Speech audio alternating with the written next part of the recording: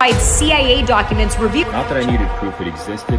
CIA ታቦተ ጽዮን በኢትዮጵያ እንደሚገኝ ከዚህ በፊት አግኝቻለሁ የሚለውን ዶክመንት ሪሊዝ አድርጓል።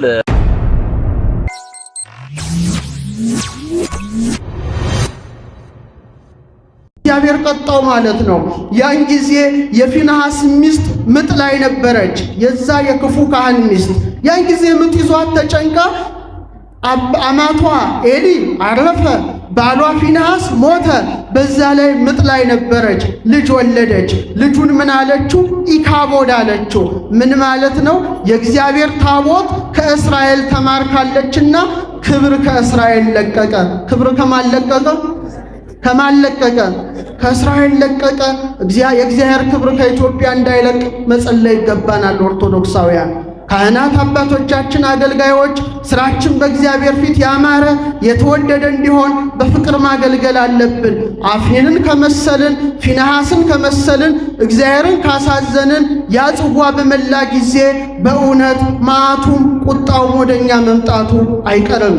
በእውነት ጸናጽሉን ምስጋናውን ማህሌቱን የምንናፍቅበት ጊዜ እንዳይመጣ ተክተን መጸለይ ይገባል። በሀገራችን እየሆነ ያለው ይሄ ነው።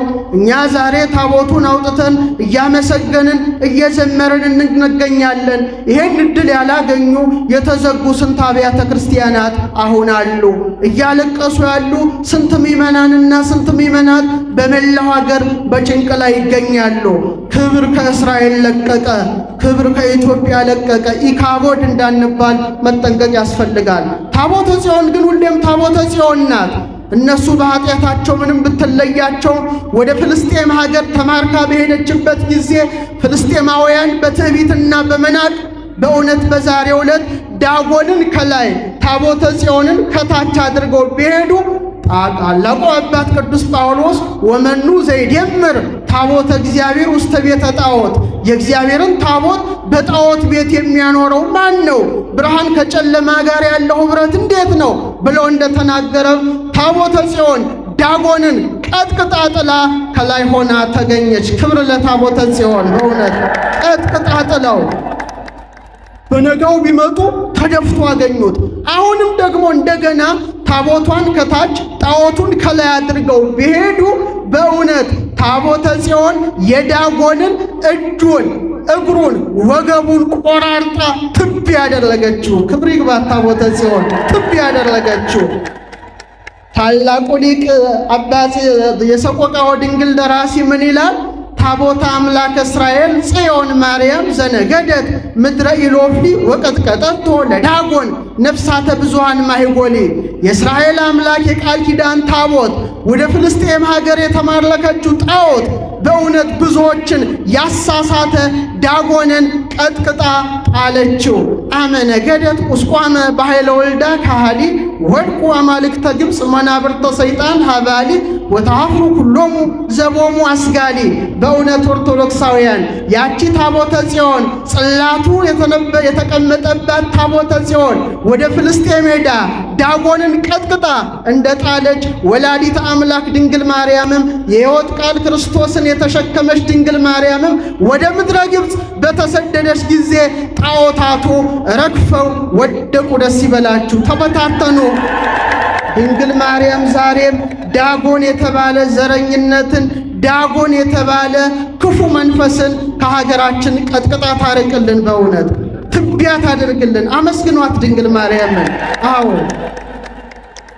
ወዲያው የእግዚአብሔር መቅሰፍት በፍልስጤማውያን ላይ በረታ፣ ክንዱ በረታ። በእባጭ ተመቱ፣ ተቀሰፉ። ምድራቸው ውስጥ አይጥ መጣ።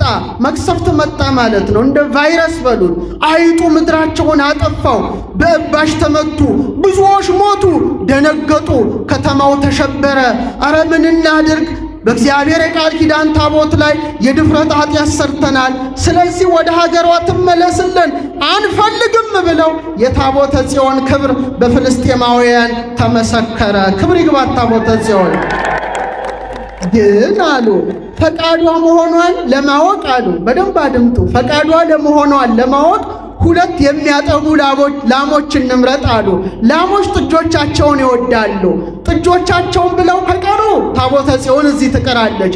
ጥጆቻቸውን ጥለው ይዘዋት ከሄዱ መሄድ ፈቃዷ ነው ብለው አዲስ ሰረገላ አድርገው እጅ መንሻ ስጦታ አድርገው ታቦተ ጽዮንን አድርገው በሰረገላው ጭነው ያልተጠመዱ ቀንበር ያልወደቀባቸውን ላሞች ሁለት አስይዘው ታቦተ ጽዮንን በላያቸው ላይ አኑረው ጸጥ አሉ።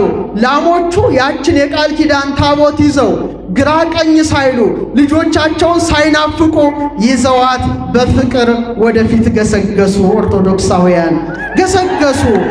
ማርያም ጽዮን ታቦተ ቃለ ጽድቅ መንፈቀ እስራ የ20 እኩሌታ 10 ቃላት የተጻፈብሽ ጽዮን ማርያም ጽዮን ታቦተ ጽዮን ድንግል ማርያም ላሞች ከጥጆቻቸው ይልቅ አንቺን እንደወደዱ ወድጄሻለሁና ፈጽመሽ ውደጅኝ አለ። ድንግል ማርያም ትውደደን፣ በእውነት ታፍቅረን፣ እኛም እንወዳታለን። ዮሐንስ ፍቁረ እግዚእ እንደተረከባት እኛም ተረክበናታል። ምሳሌዋን ይዘው ላሞቹ በፍቅር ገሰገሱ። እኛ ደግሞ አማናዊ ጽዮን ድንግል ማርያምን በልቡናችን ይዘን እንገሰግሳለን። ድንግል ማርያም ከፊት ቀድማ ከኋላ ተከትላ በግራ በቀኝ ሆና ጽላሎተ ረድኤቷን በላያችን እንደ ጥላ ጥላ ድንግል ማርያም መከራውን ሁሉ ታሻግረናለች። ደስ ይበላችሁ፣ ታሻግረናለች። ገሰገሱ። ወዲያው በእውነት ወደ ኢያሱ እርሻ በደረሱ ጊዜ ላሞቹን አውርደው ሰዋ እንጨቱን አቃጥለው በታቦተ ጽዮን ፊት መስዋዕት አድርገው አቀረቡ። ሊቃውንት አባቶቻችን ሲያመሰጥሩ ላሞቹ የሰማዕታት አምሳል ናቸው። በታቦቷ ፍቅር በጽላቱ ፍቅር እንደገሰገሱ በኋላም እንደተሰዉ ሰማዕታትም በእውነተኛው ቃል በክርስቶስ ፍቅር በአማናዊ ታቦት በድንግል ማርያም ፍቅር ገስግሰው እስከ ሞት ድረስ ይደርሳሉ በማለት አመስጥረዋል። በኋላም እግዚአብሔር አምላክ አሁንም ክብሩ ከእስራኤል ርቋል። ክብር ከእስራኤል ለቀቀ። ሳኦል የተባለ ያልተፈቀደለት ንጉሥ እስራኤልን ይመራ ስለነበረ ታቦቷ ልትገባ በሱ ዘመን ፈቃዱ አልነበረም። ከቃሉ ጋር ናቸው። ታቦቷ በሳኦል ዘመን ልትገባ ፈቃዷ ስላልነበረ በቤተ አሚናዳብ 20 ዓመት ከቆየች በኋላ በእውነት እንደ ልቤ የተባለ ዳዊት ነገሰ። በዳዊት ዘመን የእግዚአብሔር የቃል ኪዳን ታቦት ተመለሰች። ደስ ይበላቸው ኦርቶዶክስ ተመለሰች።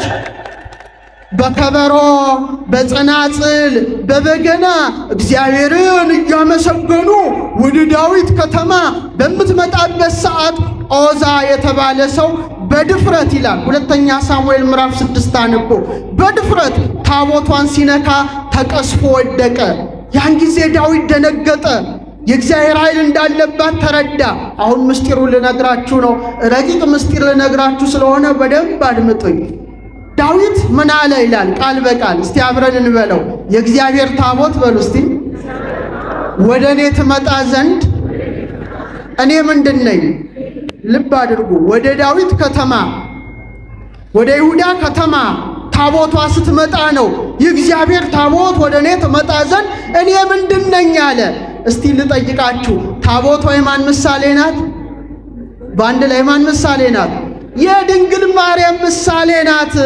በተመሳሳይ መልኩ ድንግል ማርያም አማናዊ ታቦት ወደ ኤልሳቤጥ ቤት በሄደች ጊዜ ኤልሳቤጥም እንደ ዳዊት ምን አለች? የጌታዬ እናቱ ወደ እኔ ትመጪ ዘንድ እኔ ምንድን ነኝ አለች። አያችሁ፣ ምሳሌውን አስቀድሞ በዳዊት ነው ያደረገው። የቃል ኪዳኑ ታቦት የእግዚአብሔር ታቦት ወደ እኔ ይመጣ ዘንድ እኔ ምንድን ነኝ እንዳለ ኤልሳቤጥም የጌታዬ እናቱ ወደ እኔ ትመጪ ዘንድ እኔ ምንድን ነኝ አለች። ወዲያው ይላል የእግዚአብሔር ታቦት በአቢዳራ ቤት 3 ወር ተቀመጠ ይላል። ስንት ወር ተቀመጠ? ድንግል ማርያምም በኤልሳቤጥ ቤት ስንት ወር ተቀመጠች? 3 ወራት ተቀመጠች። ምሳሌዋን አስቀድሞ በታቦተ ጽዮን አደረገ፣ ኋላም በድንግል ማርያም ደመደመው። ክብር ምስጋና ለአምላካችን ይሁንና 3 ወር ተቀመጠች። የእግዚአብሔር ታቦት በአቢዳራ ቤት ብትገባ ቤት ሁሉ ተባረከ ይላል። አማናዊት ታቦት ድንግል ማርያም ከልጇ ከክርስቶስ ጋር ቤታችን ስትገባ በእውነት ሕይወታችን በበረከት ይመላል። በቃና ዘገሊላ ከአካላዊ ቃል ከልጇ ጋር አማናዊት ታቦት ብትገኝ ውሃው ወደ ወይን ተለወጠ። ኦርቶዶክሳውያን ዛሬ ሕይወታችን ባዶ ጓን ሆኗል። ሀገራችን ጣዕም አታለች፣ ወይን አታለች። ድንግል ማርያም በእውነት ከልጇ ከኢየሱስ ክርስቶስ ጋር ወደ ሀገራችን ትግባለን በእውነት በረከቷ ያን ጊዜ ጥላዋ ሲገባ በረከትን እናገኛለን። በእውነት ያቺ ቃል ኪዳን ታቦት ስትገባ ዳዊት በፊቷ ዘመረ ካባው እስኪወልቅ ድረስ በእልልታ በታቦተ ጽዮን ፊት በእልልታና በዝማሬ እግዚአብሔርን አመሰገነ። እኛም እናመሰግናለን። እናመሰግናለን። አመሰገነ። ይሄ ለጊዜው ተደርጓል። ይሄ ምሳሌነቱ ምንድን ነው? ንጉሥ በታቦት ፊት ሲዘምር ታይቶ አይታወቅም። ይታወቃል? አይታወቅም አለ ያዕቆብ ዘስሩግ። በተመሳሳይ መልኩ ድንግል ማርያምም ወደ ኤልሳቤጥ ቤት በሄደች ጊዜ ማን ዘለለ? እስቲ ንገሩኝ። ማን ዘለለ? ዮሐንስ ዘለለ። ዳዊት አለ በታቦተ ጽዮን ፊት እንደዘለለ ታላቁ አባት ዮሐንስ መጥምቅም አንፈራጸ ጓል በውስተ ከርሳ ደስ ብሎት ዘለለ። ደስ ይበላችሁ። የእመቤታችን ነገር ያዘልላል። ሜልኮል አየችው፣ ናቀችው። እንዴት ለታቦተ ጽዮን ይዘምራል ብላ የሳኦል ልጅ ስትንቀው እግዚአብሔር ማኅፀኗን ዘጋ። የወለደት ሜልኮል እስከ አመ ሞተት መካን አደረጋት። ዛሬም አማናዊ ጽዮን ድንግል ማርያምን የሚንቁ ሁሉ ከጸጋ የመከኑ ናቸው። ረድኤተ እግዚአብሔር አያድርባቸውም። እግዚአብሔር ይሰውራል። እስከ መነነቶ ሜልኮል ቅድመ ታቦተ ከመዛመ ዘፈነ ንጉሠ እስራኤል ኪያኪ ዘጸግየ ስነ። አንቺን ያበበ አንቺን የወለደ ዳዊት በታቦተ ጽዮን ፊት በዘመረ ጊዜ አለ ሊቁ እኮ ነው። አዎ ምንድነው? ሜልኮል ናቀችው። እኔም አለ በአንቺ ፊት እዘምራለሁ። እመቤቴ ምስጋናሽን የሚንቅ ሰው በመላእክትና በሰው አንደበት የተናቀ ይሁን ይላል። ማን ነው? እግዚአብሔር ይጥለዋል ማለት ነው። ከቃሉ ጋር ናችሁ። እግዚአብሔር ከሁላችን ጋር አይሁን። ለዚህ ዕለት ያደረሰንን አምላክ እስቲ አመስግኑት። በእውነት እግዚአብሔር ታዲያ እስራኤልን በረድኤት ተለይቶ ኋላም በዳዊት ዘመን ተመለሰች ታቦተ ጽዮን። ግን አልቀረም።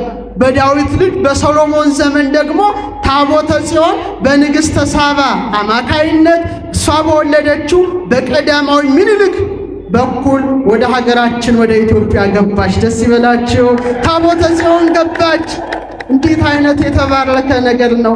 ምሳሌዋ ገባች። የድንግል ማርያም ምሳሌ የዛሬ 3000 ዓመት ስትገባ የዛሬ 2000 ዘመን ደግሞ አማናዊት ጽዮን ድንግል ማርያም ልጇ ኢየሱስ ክርስቶስን አዝላ በስደቷ ወራት ኢትዮጵያ ገባች። ደስ ሲል ኢትዮጵያ ገባች። መላውን ኢትዮጵያ ዞረች።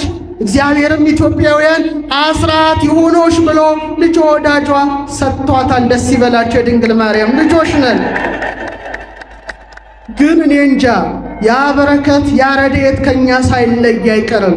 ምን አይነት ኃጢአት እንደሰራን እግዚአብሔር ያውቀዋል። የሰማችን ኦርቶዶክሳውያን ግን እመቤታችን እንደዚሁ በደብተራ ኦሪት ውስጥ ተቀምጣ ታቦተ ጽዮን አልቀረችም። በዛሬው ዕለት በ330 ዓመተ ምህረት አብርሃና አጽብሃ የተባሉ ደጋግ ኢትዮጵያውያን ነገሥታት የዛሬ 1700 ዘመን በወርቅ በዕንቁ አድርገው ቤተ ክርስቲያኗን ሰሩላት። ደስ ይበላችሁ። የመጀመሪያዋ ቤተ ክርስቲያን አብርሃና አጽብሃ 12 አድርገው 12 ክፍል ሰርተው ስንት ክፍል አድርጓቸው? 12 አድርገው መቅደስ ቅዱስ ቅኔ ማኅሌት ያለው 12 አምደ ወርቅ አድርገው በወርቅ በዕንቁ በ330 ዓመተ ምህረት ላይ የመጀመሪያዋ ቤተ ክርስቲያን ተሰርታ አባ ሰላማ ከሳቴ ብርሃን ህዳር 20 በዛሬው ዕለት ቅዳሴ ቤቱን አከበረ። ደስ ሲል ይጸጋ ቤት በረከት እግዚአብሔር ሀገራችን እንዴት ይወዳታል። በወርቅ ነው የሰሯት። የእመቤታችንን መቅደስ በዕንቁ ነው የሰሯት። ድንግል ማርያም እኮ ወርቅ ናት። እውነት አሰት ወርቅ ናት አይደል እንዴ? ዛሬ ሊቃውንት አባቶቻችን ባደሩት ማኅሌት ላይ ዘካርያስ ርየ ተቋመ ማኅቶት ኩለንተሃ ወርቅ። ዘካርያስ በምዕራፍ 4 ላይ ወሪኩ ተቋመ ማኅቶት በየማናው በጸጋማ የሱቀ ዘይት የወርቅ መቅረዝን ተመለከተ። ዙሪያዋን መብራት አላት። ግን የሚገርመው ሁለመናዋ ወርቅ ነው አለ። ሁለመናዋ በሉ እስቲ፣ ሁለመናዋ ወርቅ ነው። ሁለንተሃ ወርቅ አለ። እውነተኛውን ብርሃን የተሸከመች አማናዊት መቅረዝ የዘካርያስ መቅረዝ ድንግል ማርያም ሁለመናዋ ወርቅ ነው። ሃይማኖቷ ወርቅ ነው። ንጽሕናዋ ወርቅ ነው። ቅድስናዋ ወርቅ ነው። ዘላለማዊ ድንግልናዋ ወርቅ ነው። አምላክን የተሸከመ ማኅፀኗ ወርቅ ነው። አምላክን የሳሙ ከናፍሮቿ ወርቆች ናቸው። አምላክን የዳሰሱ እጆቿ፣ ያጠቡ ጡቶቿ ሁሉ ወርቆች ናቸው። ድንግል ማርያም ወርቃችን ናት። ወርቃችን ናት። ሁለንተሃ ወርቅ። በወርቅ ሰሯት፣ በዕንቁም ሸለሟት። ወዲት ጉዲት ናት በኋላ ያቃጠለችው። መቼም ክፉ ነገር አይጠፋም። ተመልከቱ። በዕንቁ ሰሯት። ድንግል ማርያም ዕንቁ ናት። ማርያም እሰተሃቱም ትካት ውስተ ከርሱ ለአዳም ከመባህሪ ጻዕዳ።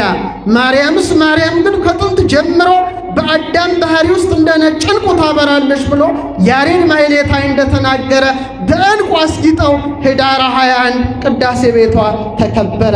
የመጀመሪያዋ ቤተ ክርስቲያን በፊልጵስዩስ በድንግል ማርያም ስም እንደተመሰረተች ሀገራችን ኢትዮጵያ የመጀመሪያዋ ቤተ ክርስቲያን በድንግል ማርያም ስም በዛሬው ዕለት ቅዳሴ ቤቷ ተከበረ።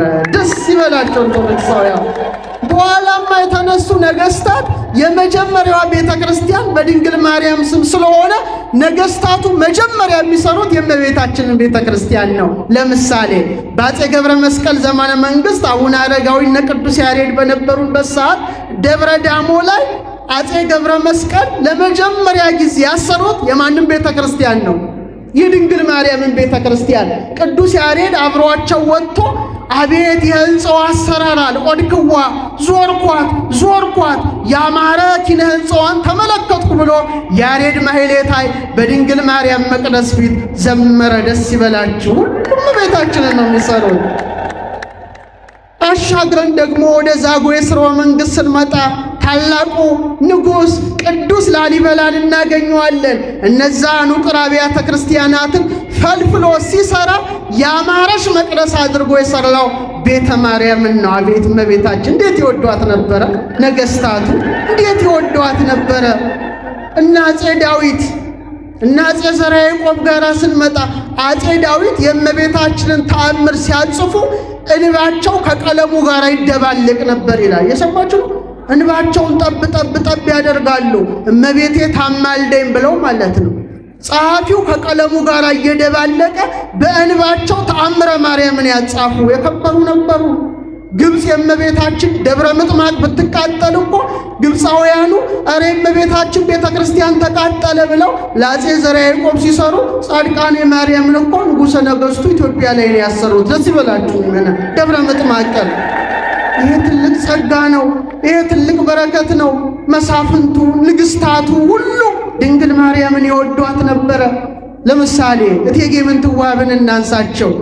የአፄ ኢያሱ አድያም ሰገድ እናት እመቤታችንን ከመውደዳቸው የተነሳ ቁስቋምን ሲያሰሩ 1000 ሰራተኛ ነበራቸው ይላል። ስንት ሺህ ሰራተኛ? 500 ይገነባ ነበር ይላል ታሪካቸው። 500 ደግሞ ቁጭ ብሎ ስተት ይፈልግ ነበረ። እመቤታችንን ከኔ የለሽ ናት፣ እውነት ሐሰት እውነት ነውር ነቀፋ የሌለባት ናትና እንከን አልባ ሆና ትሰራ ዘንድ 500 ስተት ይፈልግ ነበር። ደርቡሽ ሱዳኖች ያቃጠሉት ቤተ ክርስቲያን ማለት ነው። 1000 እሱን ተውት። በጣም የቅርቡን የ100 ዓመታት ታሪክ ልንገራችሁ። እዚሁ እንጦጦ ማርያም ታላቁ ንጉሥ አፄ ምኒልክ ከእቴጌ ጣይቱ ጋር ሆነው የድንግል ማርያምን ቤተ ክርስቲያን አሰርተው ሲፈጸም ይላል ጸሐፌ ትእዛዝ ገብረ ሥላሴ 4000 ሰንጋ ታረደ ይላሉ። ስንት ሺህ? ያስደነግጣል አይደል? አሁን እኮ እንኳን 4000 4 ኪሎ ስጋም መግዛት አልቻለም። 4 ኪሎ 5 ኪሎ 6 ኪሎ ከዚህ በኋላ በአካባቢ ነው እንጂ የምንጠራው በስጋ መጥራት ቀርቷል አይደል? 4000 ሰንጋ። አንዳንድ ሞኝ ሰዎች የድሮ ዘመን ናፋቂ ሲሉ ያስቁኛል። ያንን ያልናፈቅን የቱን እንናፍቅ? ምን የሚናፈቅ ዘመን ነው ሄደ? ጤፍ እንኳን አልበላል፣ ሰጋቱራ ነው ምን በላት አይደል እንዴ? ያውም ጀሶ የተቀላቀለበት ጤፍ የሚበላበት ዘመን ምኑ ይናፈቃል? በእውነት ጀሶ እየበላን ከግድግዳ ጋር እየተለጠፍን ነው። የሰማችን ነው። ምን አይነት ዘመን ነው? እነዛማ ጮማውን ቆርጠው ጠጁን ጨልጠው በበረከት ላይ ነው የኖሩት። ያ ያላስቀና ምኑ ያስቀናል? ቅኔው፣ ዜማው፣ ሁሉ ነገር በእነሱ ዘመን የነበረ ነው። እኛ የሰራነው ምን ነገር አለ? አክብሯቸው አባቶቻችን። በእውነት 4000 ሰንጋ ስለ ዘመናችን አንድ ነገር ልንገራችሁ። አንድ ሰው ነበር ይላል፣ በእኛ ዘመን ነው። ረሃብ ስለሆነ ምንም ማድረግ አይቻልም። ሰርግ ቤት ሲያይ ሰርግ ቤት ገብቶ ይበላል። እየሰማችሁ ነው? ድንኳን ሲያይ ማለት ነው። ለቅሶ ሲያይ ደግሞ እዝንተኛ መስሎ ለቅሶ ቤት ገብቶ ምግብ ይበላል። አሁን አንድ ቀን ድንኳን ሲያይ ተመስገን አምላኬ እራቴን ልትችል ነው፣ ሙት የሟቹን ነፍሳቸውን ይማር ብሎ እራት ሊበላ እዝንተኛ መስሎ ቁጭ አለ። ቢጠብቅ እራት አይቀርብም። 2 ሰዓት ሆነ ከምሽቱ ሰል 2 ሰዓት ተኩል ሆነ። ተበሳጨ። እራት አይቀርብም እንዴ አላቸው አጠገቡ የተቀመጡትን ሽማግሌ። አይ ወዳጄ ሟቹ ራሱ የሞቱት በረሃብ ነው አሉት። የሰማችሁ? ሟቹ ራሱ የሞቱት በረሃብ። 4000 ሰንጋ፣ ጠጁ ደግሞ ስዊሚንግ ፑል የመዋኛ ገንዳ ሆኖ በአሸንዳ ይፈስ ነበር ይላል። ሴቶቹ በዋቃው ላይ ለመውጣት በመሰላል ነበር የሚወጡት። ይሄ በረከት ዘመን አልፏል። ኢካቦድ አልፏል። ደግሞ ይሄን ሁሉ ድግስ ለድንግል ማርያም አድርገው ዝናብ መጣ። እንዴት ከባድ ነው! ሰማዩ ጠቆረ ይላሉ። በጣም ጠቆረ፣ አስደንጋጭ ሰማይ ነበረ። ንጉሠ ነገሥቱ ጨነቃቸው። እየሰማችሁ ነው? ድግሱ ሊበላሽ ነው። በድንግል ማርያም ስም አብርሃ አጽብሃ ኅዳር 21 እንዳደረጉት ነው እስካሁን ድረስ ሲደረግ የነበረው። ጨነቃቸው። ጸሐፌ ትእዛዛቸውን ጠሩና በሌም ነግርህን ጻፍ አሉት። እሺ አለ። ወረቀት አወጣ። ጻፉና በልሄን የተጻፈውን ለቄሰ ገበዙ ወስደህ ስጥ፣ ድንግል ማርያም መቅደሱ ላይ ይቀመጥ አሉት። ወዲያው መቅደሱ ላይ ንጉሠ ነገሥቱ ያጻፉት ደብዳቤ ሲቀመጥ ከየት መጣ ሳይባል ነፋስ መጥቶ ደመናውን በትኖት ልክ እንዳሆኑ ፀሐይ ፈነጠቀ። እስ ተአምር ሆነ። ምንድነው ያጻፉት ደብዳቤ? ድንግል ማርያም አንቺን ከመውደድ የተነሳ ይላል። የሰማችሁ ነው? ቀድሞ አባቶቼ እና አብርሃና አጽብሃን ለላሊበላ ጠቅሰዋል። ሁሉ እንዳደረጉ በአንቺ ስም ቤተ ክርስቲያንሽን ሰራው፣ ድግስሽን ደገስኩ፣ 4000 ሰንጋ፣ ጠጁ በመዋኛ ገንዳ እንደ ቃና ዘገሊላ እንዲፈስ አደረግኩኝ። ድንግል ማርያም አሁን ግን ከአቅሜ በላይ ነው። ዝናብ መጥቶ ድግስሽን ሊያበላሽ ስለሆነ የዝናቡን ጌታ ልጅሽን ተቆጪው አሉ። ልጅሽን ተቆጪው። አታመሰግኑም እንዴ? ፍዝዝ አላችሁ። ምን የተደረገባት ሀገር ናት። ነገሥታቱ የተባረኩ ናቸው።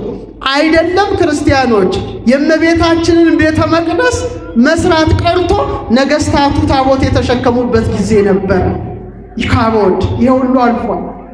አፄ ኢያሱ አድያም ሰገድ ጎንደር ደብረ ብርሃን ሥላሴን ካሳነጹ በኋላ ግብፃዊ ጳጳስ አባ ማርቆስ ነበሩ። በዛ ዘመን በነጭ ፈረሳቸው ተቀምጠው ግብፃዊ ጳጳስ፣ ካህናት፣ ዲያቆናት፣ ምእመናት፣ መሳፍንቱ፣ መኳንንቱ አጅቧቸው ጎንደር ደብረ ብርሃን